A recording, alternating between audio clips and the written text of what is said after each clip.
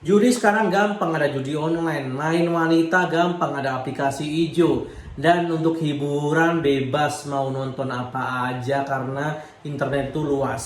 Film ini mengajarkan kita untuk tidak terlena terhadap dunia yang sementara dan juga mengajarkan kita untuk menahan dari segala jenis godaan yang menarik dan juga menggiurkan yang dilarang oleh syariat Islam. Filmnya adalah Jin Kodam.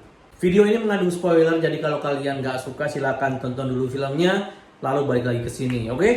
Kita mulai dari hal yang gua suka dulu, yaitu tentang set lokasi dan juga properti. Setting tempat dan juga properti itu mengingatkan gua di masa kecil di tahun 90-an. Di sini pohon-pohon masih asli, rumah tinggal dan juga masih sederhana ala 90-an. Minim listrik dan juga alat elektronik lainnya. Kendaraan di sini juga terlihat banget klasik zaman dulu banget. Dapur di sini tuh masih pakai tungku dengan kayu bakar, terus ada rantang legend dengan corak-corak tentara. Tempat wudhu itu masih pakai kendi dan bener-bener mengingatkan banget dengan masa kecil dulu. Emang seperti itu. Lanjut ada adegan Bagas ini pulang ke kampung halaman dari pesantren. Dia pulang ke rumah lalu mengambil sepeda ontel, dan ini bener-bener yang mengingatkan di masa kecil karena gue pernah punya sepeda ontel kayak gini. Aduh, flashback masa lalu. Sepeda ontel ini kemudian digunakan untuk mengunjungi makam ayahnya. Di adegan ini sangat epik bahkan tanpa dialog tapi terasa dalam banget. Lanjut di adegan Bagas itu pulang ke rumah lalu melihat keramaian yang isinya itu orang-orang maksiat. Di sinilah awal mula godaan setan itu dimulai. Nggak main-main, di sini dia dikasih minuman keras gratis, dikasih cewek buat menari sepuasnya. Bahkan dia dikasih uang yang sangat banyak untuk dia foya-foya, berjudi dan juga untuk nyawer. Kalau posisi kalian kayak gini bakalan diterima atau enggak?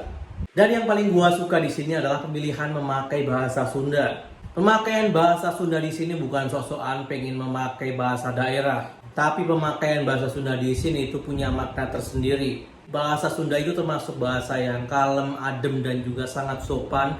Punten AA.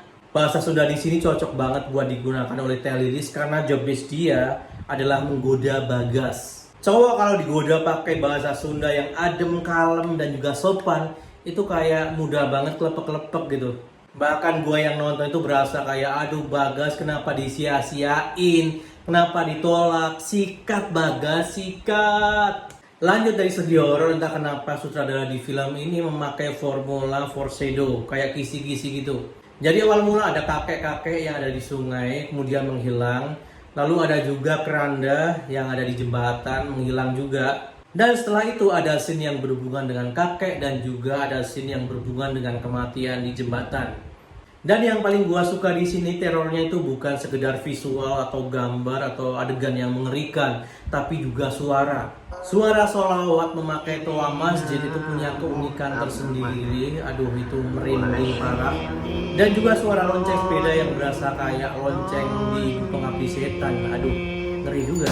Lanjut ke bagian yang gua nggak ngerti. Kalau kalian ngerti silahkan bisa jelasin di komentar bawah. Yang pertama adalah subtitle. Kenapa bahasa Sunda itu nggak pakai subtitle bahasa Indonesia? Padahal di sini bahasa Arabnya itu pakai subtitle bahasa Indonesia. Kenapa bahasa Sundanya itu nggak pakai subtitle? Nggak semua orang itu bisa bahasa Sunda. Yang kedua adalah soal teknologi yang bernama lampu. Menurut gua ini setengah-setengah. Ada rumah-rumah yang nggak memakai lampu tapi memakai penerangan api-api. Di sisi lain ada toa masjid yang jelas-jelas memakai listrik. Jadi saran dari gua nggak usah setengah-setengah, kalau mau pakai lampu pakai aja, toh juga masih oke. Selanjutnya hal yang gua nggak suka adalah soal kematian. Ini selera masing-masing tapi alangkah lebih bagus kalau karakter villainnya, karakter jahatnya itu nggak usah dimatiin tapi dibikin kapok atau dibikin tobat gitu aja. Kalau dimatiin itu berasa kayak Jin Kodamnya itu jahat gitu, ingin membalas dendam. Untuk karakter gue paling gak suka sama temennya Bagas. Di sini kelihatan kalau usianya itu kayak jauh banget, tapi manggilnya itu kayak Gas, Bagas, nggak dikasih AA atau Mas gitu. Untuk karakter lain, oke. Apalagi ketika diadili di balai desa, itu tiap karakter itu punya peran masing-masing. Dan satu lagi yang gue nggak ngerti adalah adegan orang mencangkul di sawah. Entah kalian sadar atau enggak, tapi ini bikin gue notice. Orang mencangkul di sini tuh aneh, kayak nggak ada tenaganya sama sekali. Di sini yang dicangkul itu adalah sawah yang udah ditanam padi. Kalau dicangkul yang ada padinya makin rusak dong. Untuk secara keseluruhan ini story-nya bagus dan juga punya pesan moral tersendiri. Dan skor dari gua adalah 7,0. Gimana menurut kalian? Silahkan tonton aja. Judulnya adalah Jin Kodam.